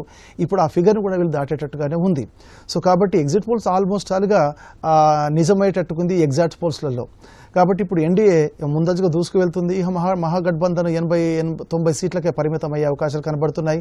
అన్ఫార్చునేట్లీ జనసూరజ్ పార్టీ వాళ్ళు ఖాతా తెరుస్తారో లేదో తెలియని పరిస్థితిలో ఉన్నారు. వాళ్ళు ఇప్పుడు ప్రజెంట్ కేవలం ఒకే ఒక దాంట్లో లీడ్లో ఉన్నట్టు మనకు కనిపిస్తుంది. మిగతా ఒక 4 అదర్స్ ఒక 4లో లీడ్లో ఉన్నట్టు మనకు కనిపిస్తుంది. సో ఎగ్జిట్ పోల్స్ ఏమైతే చెప్పాయో ఆ ఎగ్జిట్ పోల్స్ ప్రకారం దాదాపు 150 వరకు అయితే డెఫినెట్లీ ఎన్డీఏ అలయన్స్ వాళ్ళు ఆ మార్క్ దాటి వాళ్ళు ప్రభుత్వంలోకి వచ్చే అవకాశాలు పుష్కలంగా ఉన్నాయి. ఇప్పుడు శేషి గారు, అసలు బీహార్లో ఏ అంశాలు ముఖ్యంగా ప్రభావితం చేశాయని చెప్పొచ్చు? 2 కూటములు కూడా ఎన్డీఏ అలాగే ఎంజీబీ పెద్ద ఎత్తున హామీలు ఇచ్చే ప్రభుత్వ ఉద్యోగాలు. ఎన్డీఏ 1 కోటి ఉద్యోగాలు ఇస్తామంటే ఎంజీబీ ఏమో ఇంటికొక ప్రభుత్వ ఉద్యోగం ఇస్తామని చెప్పింది. అలాగే మహిళలు కావచ్చు లేకపోతే యువతను వలసల్ని అడ్డుకోవడం గురించి, ఉపాధి కల్పించడం గురించి పెద్ద ఎత్తున హామీలు గుప్పించాయి. ఏ అంశాలు ముఖ్యంగా ఈ ప్రస్తుత 2025 శాసనసభ ఎన్నికల మీద ప్రభావం చూపించాయి? ఎన్డీఏ ఈ స్థాయిలో లీడ్ సంపాదించడానికి ఏ అంశాలు దోహదపడ్డాయంటారు? ఇప్పుడు మీరు ఒక మాట చూడండి. ఎన్నికలు రిజల్ట్స్ రాకముందే, ఎన్నికలు జరుగుతున్నప్పుడే దేశ ప్రధానమంత్రి, దేశ హోంమంత్రి ఒక ఫిగర్ చెప్పారు. మేము బీహార్లో 160 శాసనసభ స్థానాలు గెలవబోతున్నామని చెప్పారు. అంత క్యాల్కులేటెడ్ గా, అక్యూరేట్ గా చెప్పినటువంటి సందర్భాన్ని చూసాం. అంటే ఎన్నికల మేనేజ్మెంట్ పైన, పోల్ మేనేజ్మెంట్ పైన, పొలిటికల్ ఇంజనీరింగ్ పైన, సోషల్ ఇంజనీరింగ్ పైన భారతీయ జనతా పార్టీకి ఉన్నటువంటి కాన్ఫిడెన్స్ అనే విషయాన్ని మనం గమనించాలా. బీహార్ లో పక్కా సోషల్ ఇంజనీరింగ్ చేశారు, పొలిటికల్ మేనేజ్మెంట్ చేశారు, పోల్ మేనేజ్మెంట్ చేశారు అనేది స్పష్టంగా కనపడుతుంది.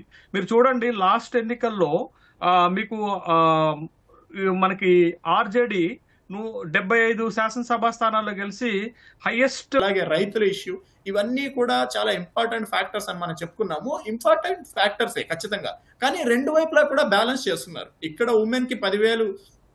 మనకు యాక్చువల్ గా ప్రతి స్టేట్ ఎలక్షన్స్ ముందు ఏం జరుగుతుంది అంటే, ఈ డీబీటీస్ ద్వారా ఏదో ఒక సెక్షన్ కి ఎలక్షన్లకి ఒక 100 days ముందు, 50 days ముందు బ్యాంక్ ట్రాన్స్ఫర్స్ జరుగుతున్నాయి. మనం ఆంధ్ర ఎలక్షన్స్ లో చూసాము, 2019 ఎలక్షన్స్ లో చూసాం, మహారాష్ట్ర ఎలక్షన్స్ లో చూసాం, ఇప్పుడు బీహార్ ఎలక్షన్స్ లో కూడా ఎలక్షన్ నోటిఫికేషన్ కి చాలా కొద్ది రోజుల ముందు 10,000 రూపాయలు డీబీటీ ద్వారా JDU government, NDA government transfer చేయడం జరిగింది. But at the same time ప్రతిపక్షం కూడా దీనికి ఈక్వల్ రేంజ్ లో ప్రామిసెస్ చేయడం, ప్రతి కుటుంబానికి ఒక ఉద్యోగాన్ని ప్రకటించడం, ఉమెన్ కి మేము డీబీటీస్ ఇస్తాను అని చెప్పడం. సో ఇవన్నీ బ్యాలెన్స్ అవుతున్నాయి. సో అల్టిమేట్ గా బీహార్ ని డిసైడ్ చేస్తుంది ఇప్పటికి కూడా కాస్ట్ క్యాలిక్యులేషన్స్ మాత్రమే, దాంట్లో ఎటువంటి డౌట్ లేదు. దాంతో పాటు రీజన్ వైజ్ క్యాలిక్యులేషన్స్, మనకు ఈ కోసి, సీమాంచల్ ప్రాంతాల్లో రైతుల్ని, ఓబీసీలని, అలాగే ఎస్సీ పాపులేషన్ ని ఇందాక శేషు గారు చెప్పినట్లు ఎన్డీఏ అర్థం చేసుకున్నంతగా మహాగఠబంధన్ అర్థం చేసుకోలేదు. దాంతో పాటు తనకి కూటమిలో ఉన్న ఈ కుమ్ములాటలు ఏవైతే ఉన్నాయో అవి కొంచెం అవరోధాలుగా మారాయి.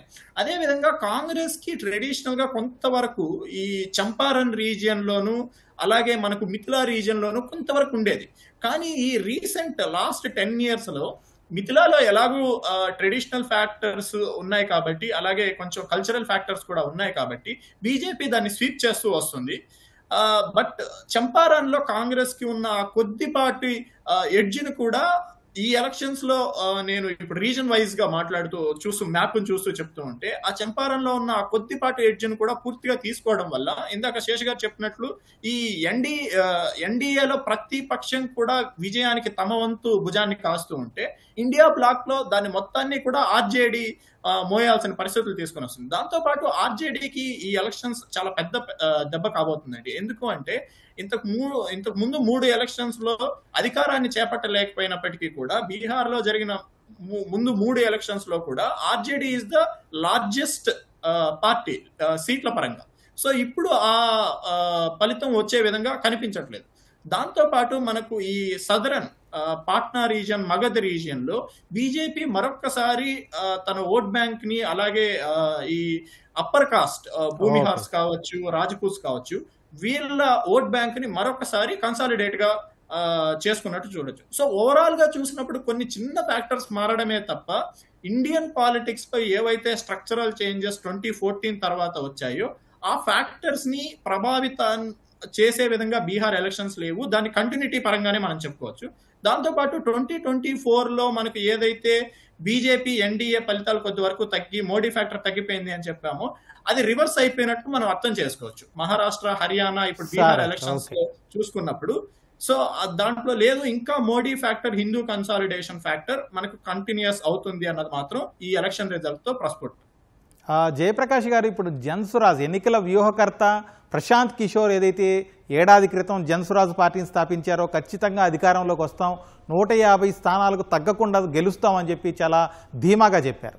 దానికంటే 150 కంటే ఒక్క సీటు తగ్గినా కూడా దాన్ని ఓటమిగానే పరిగణిస్తామని చెప్పారు. ఒక్క సీటు తగ్గడం కాదు కదా, ఇప్పటివరకు అయితే ఒక్క సీట్లో మాత్రమే ఆ పార్టీ లీడ్లో ఉంది.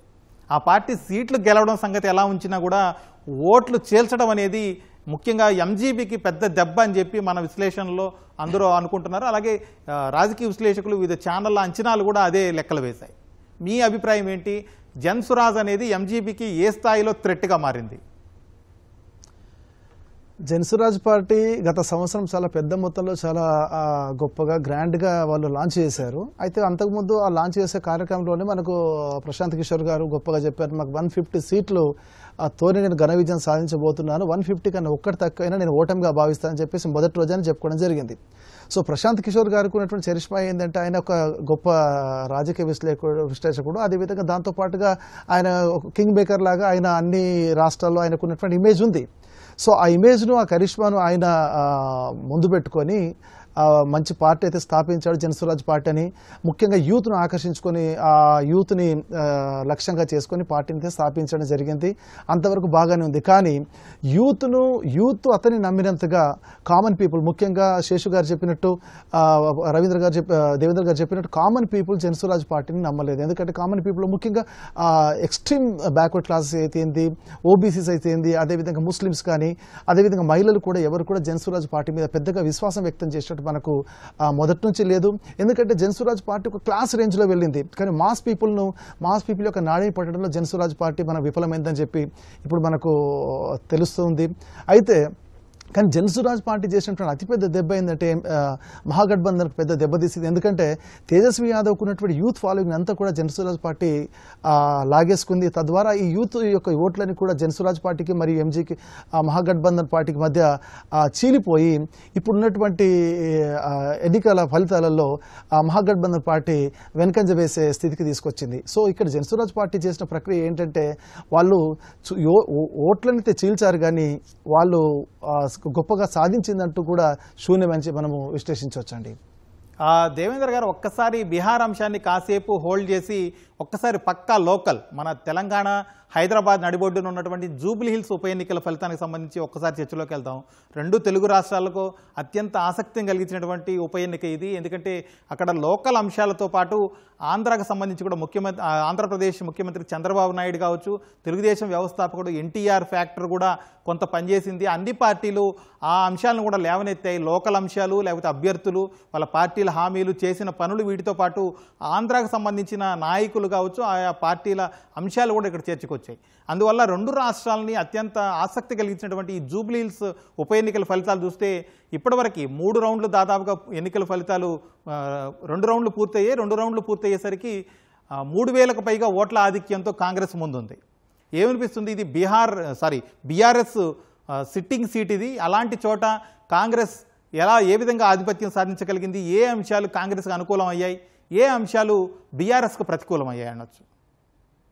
మీరు చాలా పెద్ద డిస్క్రిప్షన్ ఇచ్చారు జూబ్లీ హిల్స్ ఉప ఎన్నికలకి. ట్రెడిషనల్ గా మనం ఎప్పుడు చూసినా కానీ ఉప ఎన్నికలు ఎప్పుడు జరిగినా కానీ పార్టీ ఇన్ పవర్ ఏదైతే ఉంటుందో దానికి అడ్వాంటేజ్ ఉంటుంది. మరొకసారి దానికి అనుగుణంగానే ఇక్కడ రిజల్ట్ కూడా వస్తున్నాయి. ఇంకా 2 రాష్ట్రాల్లో ఈ సీట్ ఇంట్రెస్ట్ ఇంత ఇంటెన్సిఫై కావడానికి ఇది కేవలం ఇక్కడే కాదండి. నా ఉద్దేశంలో ఎక్కడ ఉప ఎన్నిక వచ్చినా కానీ పరిస్థితులు ఇదే విధంగానే ఉండేవి. దాంతోపాటు జూబ్లీ హిల్స్ కొన్ని స్పెషల్ క్యారెక్టరిస్టిక్స్ ఉన్నాయి. మీరు చెప్పిన ప్రకారం ఇందులో ఆంధ్ర పాపులేషన్ కూడా చాలా ఎక్కువ ఉంది. అది కొంచెం కాంగ్రెస్ పార్టీకే అడ్వాంటేజ్ అయి ఉంటుందని నేను అనుకుంటున్నాను. కానీ ఒక్క ఇంపార్టెంట్ ఫ్యాక్టర్ ఏంటి అంటే, లాస్ట్ టైం మనకు 2023లో అసెంబ్లీ ఎలక్షన్స్ జరిగినప్పుడు రూరల్ సీట్లలో కాంగ్రెస్ చాలా బాగా పర్ఫామ్ చేసింది. ఇన్ఫాక్ట్ తన గెలుపు కారణం రూరల్ నార్థన్ బీహార్ లో కానీ సౌదర్న్ బీహార్ లో కానీ rural area, Telangana entire Hyderabad region లో ఒక్క సీట్ ను కూడా కాంగ్రెస్ గెలవలేదు. సో అది కొంచెం ప్రతిష్టాత్మకంగా మారడం వల్ల దాంతో పాటు చీఫ్ మినిస్టర్ రేవంత్ రెడ్డి గారి పొలిటికల్ కెరియర్ స్టార్ట్ అయింది కూడా జూబ్లీ హిల్స్ కార్పొరేషన్ హెడ్ గా. సో అది కూడా కొంచెం పెద్ద ఫ్యాక్టర్ అయి ఉంటుంది. ఆయన కూడా కొంచెం దీన్ని ఇంపార్టెంట్ గా తీసుకుంటారని అయితే మనం అర్థం చేసుకోవచ్చు. అది తీసేస్తే ఇక్కడ ఏ ఫ్యాక్టర్స్ ప్రభావితం చేస్తున్నాయి అన్నది చాలా చాలా కాంప్లెక్స్ క్వశ్చన్ అండి. ఎందుకు అంటే మీరు first of all voting percentage చూస్తేనే ట్రెడిషనల్ గా జూబ్లీ హిల్స్ లో ఎప్పుడు ఓటింగ్ పర్సంటేజ్ 50% దాటలేదు. అసలు మాకు డెమోక్రసీ అవసరం లేదు, ఓటింగ్ లో మేము ఇంట్రెస్ట్ లేదు అన్నట్లు ప్రవర్తించే ఒక అర్బన్ పాపులేషన్, ఎడ్యుకేటెడ్ పాపులేషన్ మనకి నియోజకవర్గంలో ఉంది. సో ఏ ఫ్యాక్టర్స్ ఇక్కడ ఇన్ఫ్లుయెన్స్ చేస్తుంటాయి అన్న క్వశ్చన్ మనం వదిలేస్తే, ఇక్కడ దీనికి ఇంత ఇంటెన్సిఫై తీసుకొని వచ్చి దాదాపు ప్రతి మంత్రి కూడా, అలాగే సెంట్రల్ మినిస్టర్ కిషన్ రెడ్డి గారు కానీ లేదా బీఆర్ఎస్ పార్టీలో ఉన్న అందరూ కానీ ఇక్కడికి వచ్చి కాంపిటీషన్ స్టేట్ లెవెల్ ఎలక్షన్స్ కి ఏ విధంగా ఉంటుందో అటువంటి చిత్రాన్ని ప్రతిబింబించే స్థాయికి తీసుకొని వచ్చారు. ఉప ఎన్నికల్ని ఈ రేంజ్ లో తీసుకొని రావడం ఓవరాల్ గా డెమోక్రసీకి అంత మంచి థింగ్ కాదని నా అభిప్రాయం. బట్ ఇక్కడ క్యాండిడేట్స్ పరంగా చూసుకున్నప్పుడు నవీన్ యాదవ్ గారికి అక్కడ చాలా మంచి బేస్ ఉంది. దాంతో పాటు కాంగ్రెస్ గ్రౌండ్ లెవెల్లో మనకు రిపోర్ట్స్ చూసినప్పుడు ప్రతి మినిస్టరు, అలాగే ఈవెన్ ఇన్ఛార్జ్ నటరాజన్ గారితో సహా ప్రతి ఒక్కరూ కూడా ప్రతి పోలింగ్ బూత్ ను కవర్ చేసే విధంగా ఖచ్చితంగా మనం ఇక్కడ గెలిచి తీరాలి, మనకు ఇప్పుడున్న నంబర్స్ ప్రకారంగా చూసుకున్నా లేదా హైదరాబాద్ లో మన ప్రజెన్స్ లేకపోవడం, ఇటువంటి ఫ్యాక్టర్స్ వల్ల బీఆర్ఎస్ తో పోలిస్తే కాంగ్రెస్ కి ఈ సీట్ చాలా ఇంపార్టెంట్ అయింది. దాంతో పాటు ఇది ఉప ఎన్నికలు కావడం వల్ల పార్టీ ఇన్ పవర్ కొన్ని అడ్వాంటేజ్లు ఉంటాయి. కానీ దాంతోపాటు ఇంకొక విషయం ఏంటి అంటే, నేషనల్ వైడ్ ఎలక్షన్ సిచ్యువేషన్ మీరు చూసుకున్నప్పుడు రాహుల్ గాంధీ ఈసీని అలాగే ఓటింగ్ సరళిని ప్రశ్నిస్తున్నారు. బట్ ఇక్కడ పారాడాక్సికల్ గా మనకి ఇక్కడ ఏవైతే రాహుల్ గాంధీ గారు బీజేపీకి వ్యతిరేకంగా ఆరోపణలు చేస్తూ వచ్చారో అదే ఆరోపణల్ని బీఆర్ఎస్ ముఖ్యంగా కేటీఆర్ గారు కాంగ్రెస్ పార్టీ పైన చేస్తున్నారు. సో దానికి కాంగ్రెస్ పార్టీ ఏ విధంగా ఆన్సర్ ఇస్తుంది అన్నది వదిలేస్తే కూడా ఓవరాల్ గా చూసుకున్నప్పుడు జూబ్లీ హిల్స్ ఎన్నికలు అన్నవి ఇక్కడ రాబోయే ఎలక్షన్స్ లో ఉండబోయే ఇంటెన్స్ కాంపిటీషన్ ని ఇప్పుడే మనకు చూపిస్తుంది. సో ఓవరాల్ గా అయితే కాంగ్రెస్ గెలుస్తుందని నేను అనుకుంటున్నాను. జయప్రకాష్ గారు, ఏదైతే ఈ జూబ్లీ హిల్స్కి సంబంధించి అంచనాలు వేసే ఎగ్జిట్ పోల్స్ కేవలం బీఆర్ఎస్కి అలాగే కాంగ్రెస్కి మధ్య ఒక 2-3% ఓట్లు తేడా ఉండొచ్చు, లేకపోతే ఇంకా అంతకంటే తక్కువే ఉండొచ్చు, ఎవరు గెలిచినా చాలా తక్కువ లీడ్ తోటి 5-6 వేల వరకే లీడ్ రావచ్చు, అంతకంటే ఎక్కువ మెజారిటీ రాకపోవచ్చు అన్నట్టుగా లెక్కలు వేసాయి. కానీ ఇప్పుడు పరిస్థితి చూస్తుంటే 2 రౌండ్లలోనే 3,000కు పైగా ఓట్ల ఆధిక్యత సాధించింది కాంగ్రెస్. ఇంకా పూర్తి స్థాయిలో 10 రౌండ్లు పూర్తయ్యేసరికి ఆ ఆధిక్యత ఎంతవరకు వెళుతుందో చూడాల్సి ఉంది. మీ అంచనా ఏంటి, ఏ విధంగా ఉండొచ్చు అనుకుంటున్నారు తుది ఫలితం?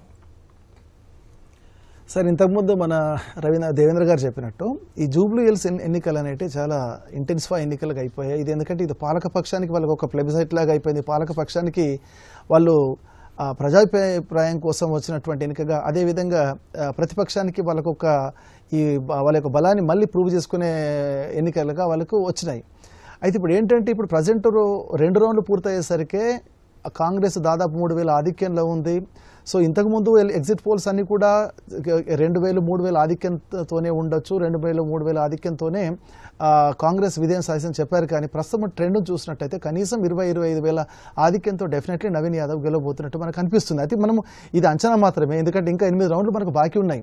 సో 8 రౌండ్లు ముగిసేసరికి ఒక ట్రెండ్ కూడా మారొచ్చు.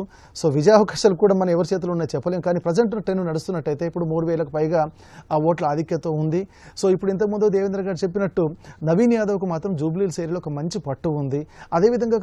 అదేవిధంగా ఈ ఎన్నికల ప్రచార సరళిలో మనం గమనించినట్టయితే, సో బీఆర్ఎస్ పార్టీ ఎన్నికల ప్రచార సరళి చాలా ముందంజలో ఉండే. ప్రతి గల్లీని, ప్రతి ఏరియాను కూడా వాళ్ళు కవర్ చేసి చాలా గొప్పగా ప్రచారం అయితే నిర్వహించారు. కానీ చివరి క్షణంలో ఏమైపోయిందో, వాళ్ళ ప్రచారంలో మాత్రం పూర్తిగా వాళ్ళు వెనకంజ వేశారు. కాంగ్రెస్ పార్టీ ముందుకు వచ్చింది. సో అదేవిధంగా ఇక బీజేపీ కూడా ఎక్కడ కూడా పెద్దగా ప్రభావం చూపినట్టు మనకు అప్పుడు అనిపించలేదు. ఇప్పుడు కూడా మనకు బీజేపీ కూడా పెద్దగా ఆ లీడ్లో ఉన్నట్టు మనకు తెలియట్లేదు. అయితే ఇప్పుడు ఇప్పుడున్నటువంటి సరళిని చూసినట్టయితే మనకు డెఫినెట్లీ ఒక 25 వేల ఆధిక్యం అయితే మనకు రావచ్చు. దీనికి అంతటి కారణం ఏంటంటే కాంగ్రెస్ పార్టీ మొదటి నుంచి జాతీయ నాయకత్వం నుంచి మొదలుకుంటే రాష్ట్ర నాయకత్వం అందరూ కూడా ఎమ్మెల్యేస్ అదేవిధంగా మంచి మంచి మినిస్టర్స్ అందరూ కూడా ఈ ప్రచారంలో పాల్గొనడం జరిగింది. ప్రతి ఏరియాను కూడా వాళ్ళ డివిజన్ల వారీగా డివైడ్ చేసుకొని కవర్ చేసి సో ఈ ఓట్లలో కాంగ్రెస్ పార్టీ ముందంజకు రావడానికి వాళ్ళు ప్రభావపూర్తికంగా పనిచేసడం మనకు తెలుస్తుందండి.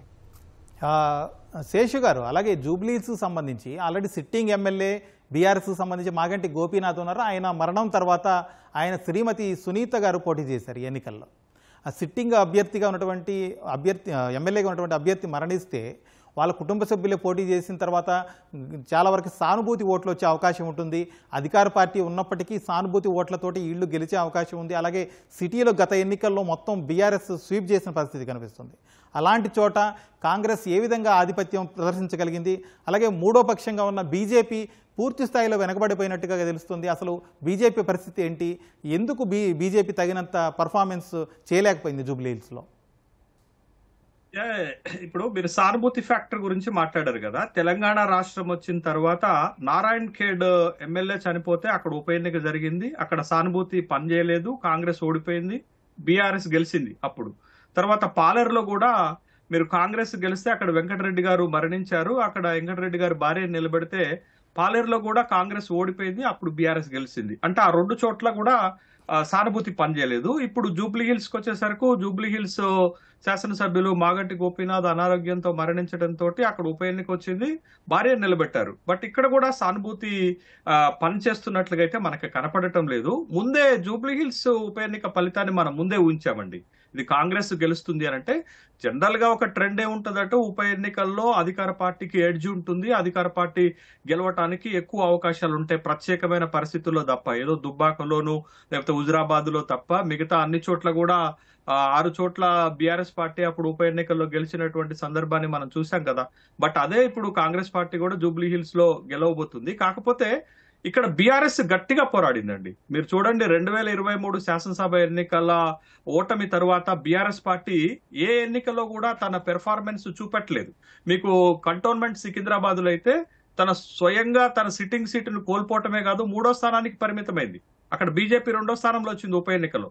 కానీ వెరాజ్ మీకు జూబ్లీహిల్స్ ఎన్నికని కనుక చూస్తే బీఆర్ఎస్ పార్టీ కాంగ్రెస్ పార్టీకి గట్టి పోటీ ఇచ్చింది. మీకు నవంబర్ 9, నవంబర్ 10, నవంబర్ 11 నాడు మాత్రమే కాంగ్రెస్ వైపుకి జూబ్లీహిల్స్ మొగ్గింది. అది అధికారంలో ఉండటం వల్ల ఎలక్షన్ డే రోజున పోల్ మేనేజ్మెంట్ చేయడంతో కాంగ్రెస్ పార్టీ కొద్దిపాటి ఓట్లతో బయటపడుతుంది అనేది మనకు కనపడుతుంది. ఇక్కడ 10 రౌండ్ల ఓట్ల లెక్కింపు జరుగుతుంది కదా. మొదటి రౌండ్ చూడండి షేక్పేటలో జరిగింది. షేక్పేటలో బీఆర్ఎస్ కి బలం ఉండే, కానీ కాంగ్రెస్ 42 ఓట్ల లీడ్ తీసుకున్నది. రెండో రౌండ్కి వచ్చేసరికి మీకు సోమాజిగూడకు వచ్చింది, వెంగళరావు నగర్ శ్రీనగర్ కాలనీకి వచ్చింది. అక్కడికి వచ్చేసరికి 2000 ఓట్ల పైచిలకు లీడ్ తీసుకుంటుంది. మీరు చూడండి ఇంకా మిగిలినటువంటి డివిజన్స్లలో బోరబండలో గట్టి ఫైట్ ఇస్తుంది బీఆర్ఎస్ పార్టీ. తర్వాత మీకు మన ఎర్రగడ్డలో కూడా బీఆర్ఎస్ పార్టీ గట్టి పోటీ ఇస్తుంది.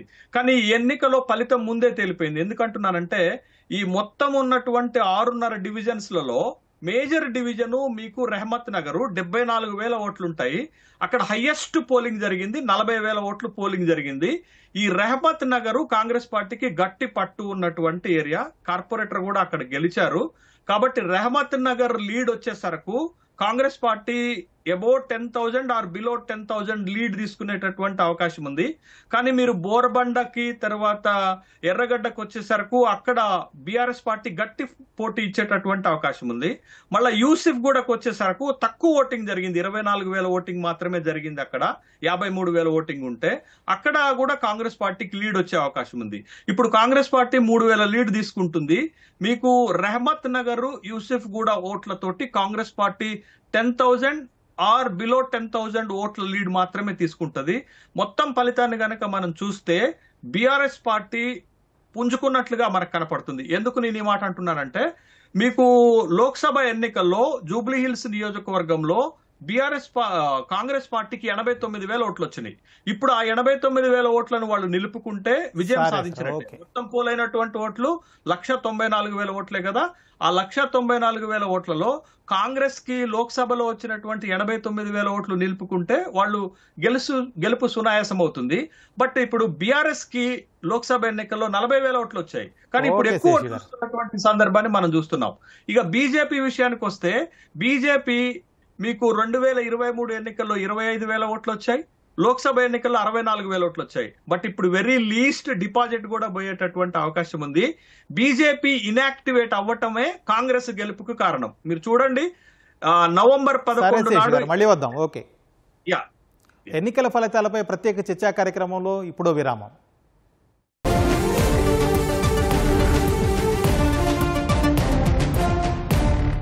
Tasty gold rich physically refined rice bran oil. ఇందులో ఉండే ఒరేజనాల్ సమ్మేళనం గుండెకు చెక్ పెట్టే చెడు కొలెస్ట్రాల్ ని తగ్గించి మంచి కొలెస్ట్రాల్ ని పెంచుతుంది. శరీరంలో పేరుకుపోయిన చెడు కొలెస్ట్రాల్ కి check mate. Tasty gold rich physically refined rice bran oil. నేను చేసిన డబ్బింగ్ సినిమాలు కూడా మ్యూజిక్ బాగుంటేనే డబ్బింగ్ సినిమాలు చేశా. దానికి అది నన్ను ప్రేమించవని, ఎర్ర గులాబీలు అవనాయి, టిక్ టిక్ అవనాయి, మౌన గీతం అవనాయి, ప్రేమ శాస్త్రం అవనాయి, ఇవన్నీ మ్యూజికల్గా చాలా పెద్ద హిట్లు. అటన్నిటికీ ఇళయరాజా మ్యూజిక్.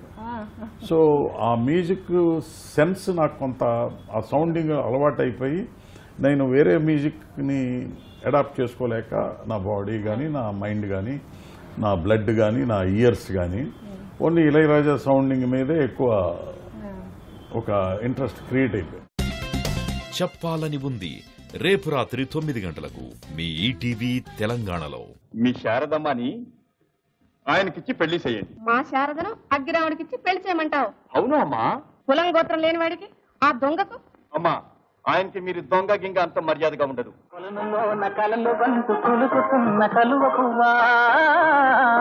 కోటి గుంపులున్నాయి, కోరలిప్పి ఉన్నాయి, సైగుండవే పిల్ల సైగుండవే. ఈ వారం అపురూప చిత్రం అగ్గిరాముడు. అపురూప చిత్రాలు ప్రతి ఆదివారం ఉదయం 10:30కు, సాయంత్రం 4:30కు. కొంచెం చచ్చిపోండి మావయ్య గారు. చచ్చిపోనా? ఇప్పుడే చచ్చిపోండి. చచ్చిపోనన్నా, మీకు తెలియకుండానే మీ ప్రాణం పోయేలా చేస్తామండి.